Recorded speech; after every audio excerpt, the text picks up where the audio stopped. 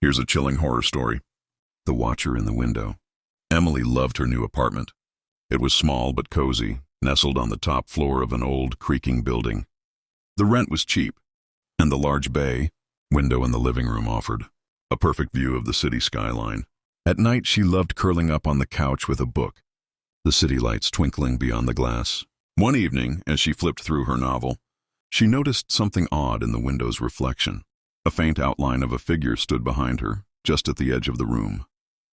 Startled, she whipped around, but the room was empty. Her heart pounded, but she laughed it off, blaming the flickering streetlights outside. The following night, it happened again. This time, the figure was closer, its shape slightly clearer. Emily froze, her breath catching in her throat. It was tall and thin, with hollow eyes that stared through her in the reflection. When she turned, nothing was there. She couldn't sleep. Every time she closed her eyes, she saw the figure standing there, unmoving. By morning, she convinced herself it was stress or lack of sleep. She decided to ignore it. But the figure didn't ignore her. Each night it crept closer in the reflection, its gaunt features becoming clearer. Its hollow eyes weren't empty. They were watching her, following her every move.